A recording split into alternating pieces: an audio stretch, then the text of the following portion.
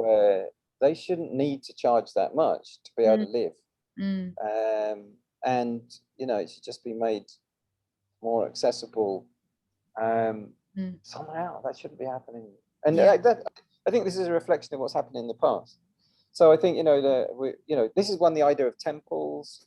Temples are supposed to be these kind of things where you can go, you can rest, you can get good advice, and many of those places you can often get some kind of, you know, therapeutic massage. Nothing strange and safe, and you can also get, you know, the other things. But that's kind of what we need, are these sort of campus, easily accessible hostels where they're safe and well provided for, and then all this online stuff that always find someone to talk with an app that's really helpful. It's not just what your friends can say, it's something skilled and well trained. Brilliant. Oh my God, that was woo. That was a really wonderful, excellent call. Like I've got 10 questions, and I think we've covered like 2.5, almost. Yeah, and already that it's like you've shared so much really helpful and very important knowledge that you've researched yourself, that you've learned. Let me just, you know, rather than going, yes, I'm really, yes, you're right. I don't want to take all the credit at all. Dr. Todd Grande, brilliant, the best as far as I'm concerned. Dr. Todd Grande, YouTube, all his, you know, his YouTubes on narcissism. Dr. Sam Vaknin, he wrote a book called Malignant Narcissism Revisited. But anyway, his precision is very good.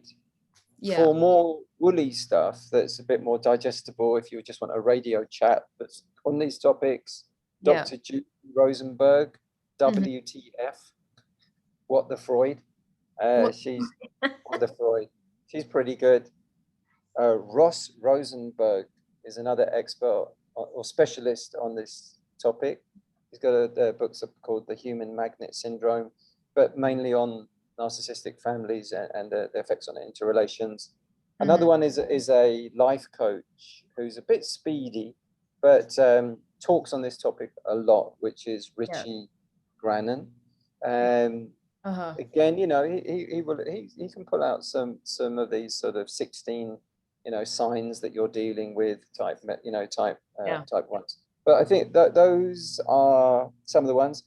Facebook chat, you know, support groups, like there's one called Spanily. Basically sort of stands for, you know, support group for children of adult children of narcissistic parents or something, you know. But if you put in narcissistic in a search, you'll find that there's a lot of them, either for specialist therapists or for, you know, regular public who grew up dealing with it. And I found those are pretty helpful because they're also non-interested people. They don't have any vested interest in fishing you for a client or something. They're just regular people giving advice to each other and commenting on, you know, you could put a question if you get accepted into the group sort of thing, put a question in, a basic one, you know, why do I happen, you know, this is happening at work, what do I do? And they'll put in their 2 cents worth down in the comments. And it's not, you know, just like if you do that under a YouTube, no one will answer much, or it'll be a weirdo or a troll or something. These groups tend to be heavily filtered and observed and are specialists just on this sort of one topic. So but those ones I said, I listed, I think that if I left anyone, I think those are the main ones that I tend to. Oh no, there's another one called Dr. Ramini as well. She's excellent. She's an American therapist who specializes 100% in narcissism. You know, if that's, like I said, there's a bit of a danger in only focusing on narcissism. You know, it's a bit of a rabbit hole in itself. It ought to be balanced against some of those other things. Ironically, I think it's mindfulness that lets you know that you don't obsess, you don't over focus on it. there are many good books, audio books that you can get on Amazon and Audible and things like that, and just listen to them, you know, and just run them around, you know, with some are better than others. But as I said, I think Dr. Todd Grande, because there's no filler in there, it's clinical, and he's got experience of thousands of clients, and there are role playing where he shows him, you know, interacting, discussing with someone. Right. And if you want to learn about the other branches of therapies that he describes, you could just do that. He's not 100% focused on it, but there's many on covert narcissism, which is also called vulnerable narcissism, by the way. I don't think I said that. But, you know, those kind of things. What's it about? What's it like? What's it like for the person inside of it? What's, you know, many things. Brilliant. So yeah, those are really go-to things. What I've said is from what I've gleaned, you know, over the years of watching their stuff and then seeing what's going on around me, and but it's, you know, there are many things in there. The dark triad, you know, the narcissism, psychopathy, and Machiavellianism. There are many things more. This is really sort of scratch the surface for an hour and a half chat. That there's much more. And I didn't also involve Buddhism. You know, there's a lot inside the old stories of the life of the Buddha, which were examples of it. But also many things. If you watch, you know, many Netflix like Mindhunter, you know, or those things about behavioral psychology or behavioral science departments, they kind of have to know this stuff with what they're dealing with. That's fascinating. Yeah, because I think also information allows you to have awareness, doesn't it? You know, when you start to learn about stuff. I know I've certainly been in a relationship. Sorry, I'm just running out of juice, so I'm going to quickly plug in here. And for many years, like my family members and my friends, my close friends were like, you know, you know, we read this article. They were trying to put articles in front of me, you know, to see. They didn't actually want to too much intervene or kind of post it. You know, you're in a relationship with a narcissist, and you know, I would read through it, be like, oh yeah, and they'd be like, can you see, you know, do you relate to anything? That's about maps. You know, once you can cognitively recognize, like with a map, once you can cognitively recognize, oh yeah, here's that street corner, there's that thing. Yeah. And once the map, your reality map, you know, matches, you start to be able to validate. Invalidation is something narcissists do anyway. You know, so once you're starting to get clear signs from the big world out there, that are showing you there's a relevant bit of mapping here that you didn't know about. Yeah. And you can start to see a light at the end of the tunnel, and you can start to see, you know, here's somebody who gets me. Because until then, like I say, you know, the other 999 people, you know, don't.